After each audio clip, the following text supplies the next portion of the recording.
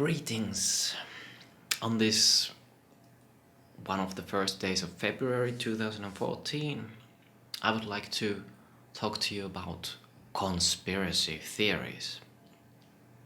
I have a bit of a flu, so excuse me. So, shall we? What is a conspiracy theory? It's a theory about a conspiracy. That's it. The problem there is with this term is that it has these somewhat negative connotations to it. It's seen as something automatically ludicrous, something crazy people talk about. But in itself, there is nothing wrong with the word. Really, there have been conspiracies for all of the history of mankind. A conspiracy, when you think about it, it's when there are two or more people conspiring to do something, and a theory is a possible explanation of what happened. That there was this conspiracy, this kind of a conspiracy, that in this and that way did something. So, right, there we have it. The thing is that governments, especially very large governments all around the world, for example, United States of America, have created this negative kind of a vibe around the term.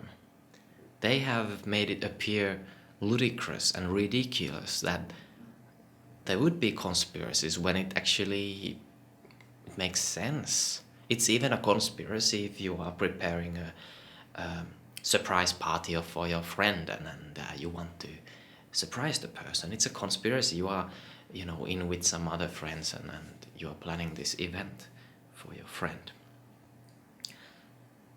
So,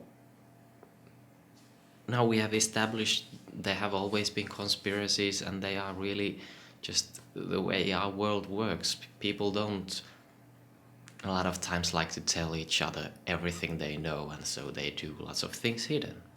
So, what is important, in my opinion, is which theory supports the reality the best. Which theory is the best one? It's how science works, our modern science, at least how it's supposed to work. That whichever scientific theory explains some phenomenon the best is the most valid one. It's the most valuable one. Okay? So, same with conspiracy theories. Let's take the events of 9/11, September 11, 2001, as an example. The Twin Towers going down with the airplanes and the terrorists and the whole lot. So, what is the official theory like? The official conspiracy theory, because that's what it is.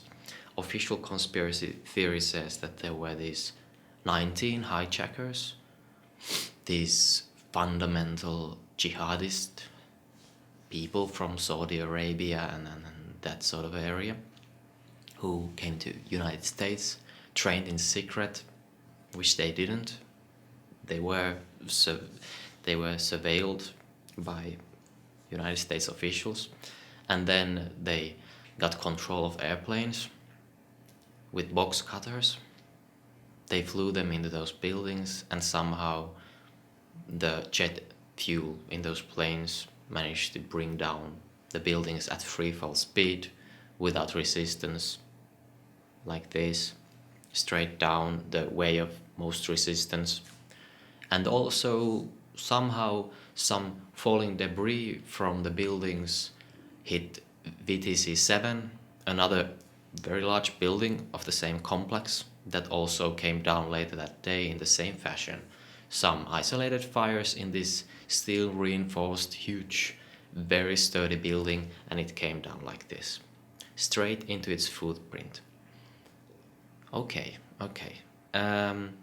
So what proof is there for this theory?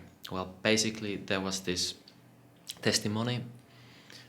I don't remember the person, I can dig it up if anyone wants to know. A US official who says by date they have not discovered any real documentation that explains their conspiracy theory. No digital data, no computers, no discs, no CDs, none of that. So what do they base their conspiracy on? On testimonies obtained through torture.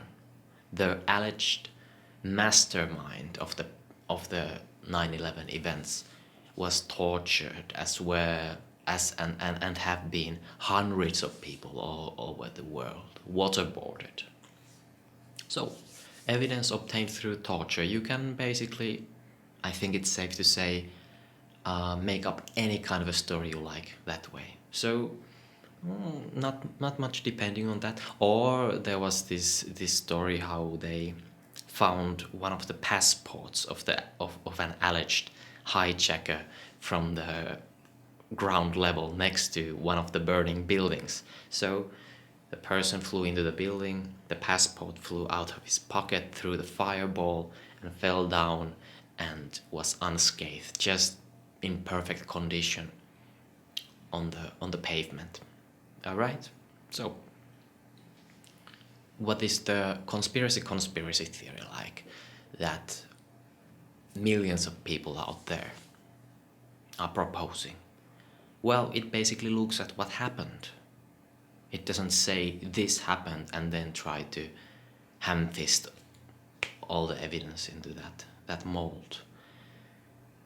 It says that the buildings could not have come down through the combined force of gravity and those office fires caused by jet fuel. There had to be demolitions in those buildings, and you cannot just set up demolitions during one day. It's a long process, at least a few weeks.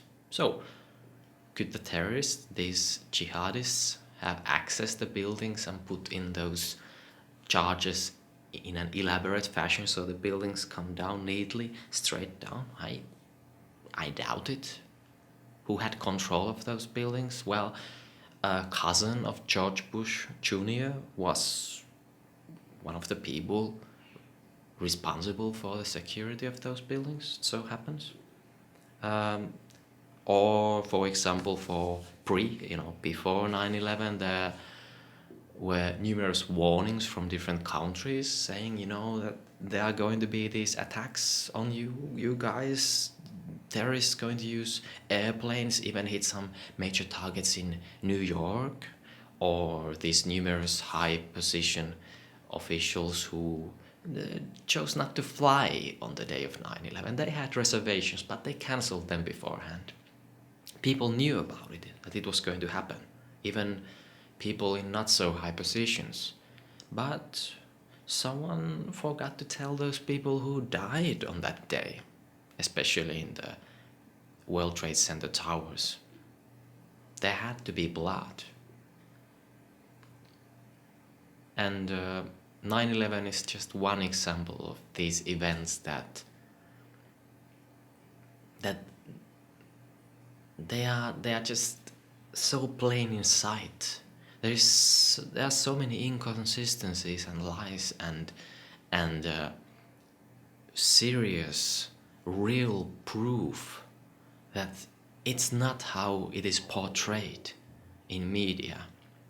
And 9/11, it's just one isolated event that tells us that the world is not how it is portrayed to us, how they say it is. So, that's my take on conspiracy theories. Conspiracy theories, when it makes you think, when it makes you question your reality, they can be enormously good things. They can be horrible distractions if you don't think while considering them. If you just blindly accept someone's conspiracy theory, like the official one or even some unofficial one. You need to think about it yourself.